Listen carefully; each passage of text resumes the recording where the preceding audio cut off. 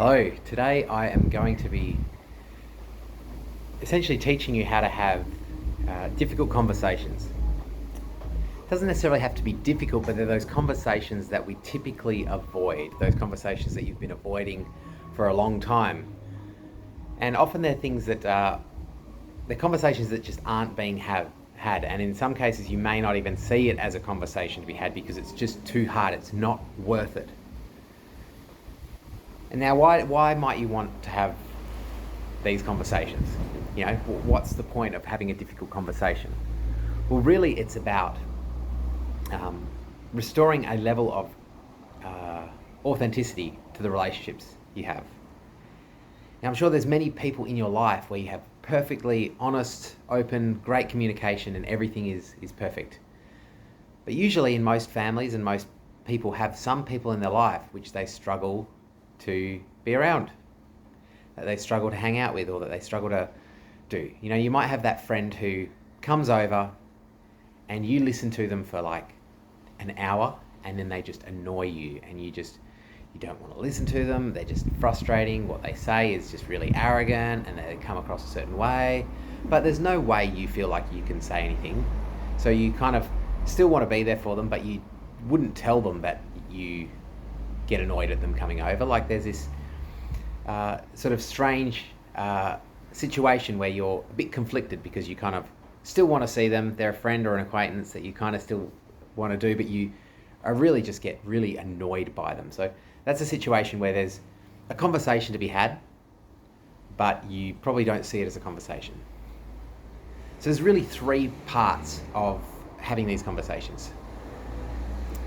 Now the first one is to actually look at yourself and figure out where you're being really inauthentic. Like where are you essentially lying to yourself?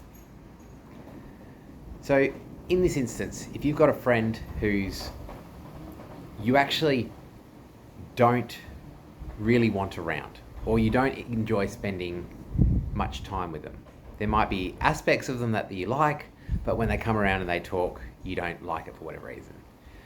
You need to get really clear with yourself. What are you actually telling yourself? And where are you being inauthentic? So for instance, you may think, oh, look, I really like this person. I want to hang out with this person, or that I should. Maybe it's a family member. Let's pretend it's your, it's your brother. So you feel like you should be hanging out with your brother and you should be spending time with them, but then they really annoy you. And you ultimately love your brother and you want to be a good brother. So in that instance, where you're being inauthentic is that you're probably telling yourself that you're being really authentic about, or no, you're telling yourself that you're a loving brother, when in fact you can't even spend 2 hours with your brother. You might say that you're a honest person, when in fact you can't even be honest with your brother. So these are instances where you can look at yourself and try and find where you'll be saying one thing but doing another thing. It's where essentially you're inauthentic and you're pretty much lying to yourself. And you'll find this is all over the place. It's when our actions are incongruent with our words. And they're not necessarily the words we speak out loud, but they're the words that go on in our head. So if you say, oh, look, I'm a really generous person, but then your actions are really stingy, you may find that that's an inauthentic place where you might tell yourself one thing, but your actions show another thing. So in this case here, if you say that you're an honest person, but then you can't be honest with your brother about the fact that he annoys you, that's an area to look, and it's an access to these conversations. So once you actually discover that inauthenticity and where you've been lying or with yourself, where you've been inauthentic, so to speak, the next thing to do is to actually have the conversation. And you want to start by sharing that inauthenticity with that person. And before you can do that, you also need to be clear on what it is that you're committed to in that relationship. What is it that you're committed to long term with that person? So let's say, for instance, it is your brother, and they annoy the crap out of you, and you don't want to be sitting there listening to their thing for hours. You might be committed that you have a honest, open, loving relationship with your brother. You want a relationship where you can go to family events and not get into fights or arguments, and everyone can enjoy themselves. That might be what you're committed to. So you want to get really clear on what are you committed to. And then once you've got that, then you actually want to have the conversation. And that is pretty much by sharing where you have been inauthentic with the person in a really genuine way. And it's not about what they're doing wrong or what they're doing bad. It's about what you are doing that is inauthentic. Because you can't control what they're doing.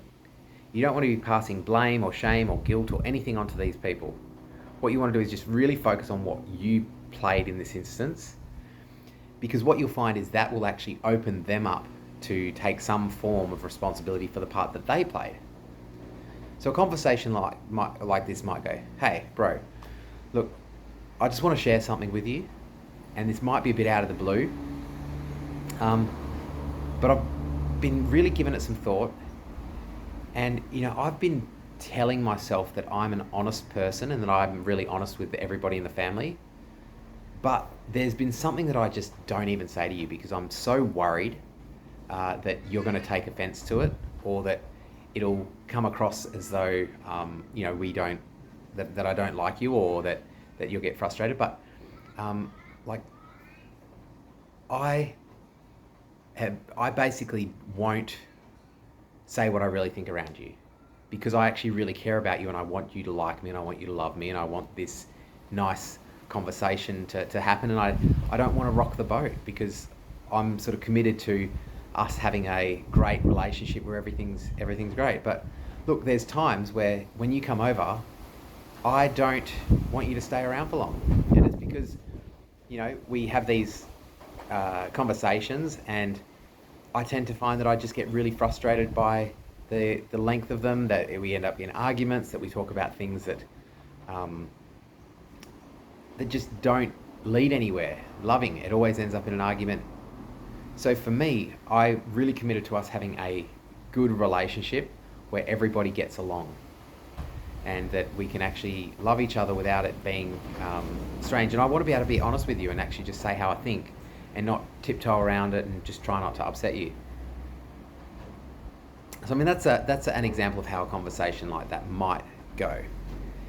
And what that gives you is the access to actually have that conversation where you're not going in from a place of blame to say, well, you always talk about this or you always talk about that. Instead, you're actually talking about something that's meaningful, and you're taking ownership for where you've been the asshole, essentially.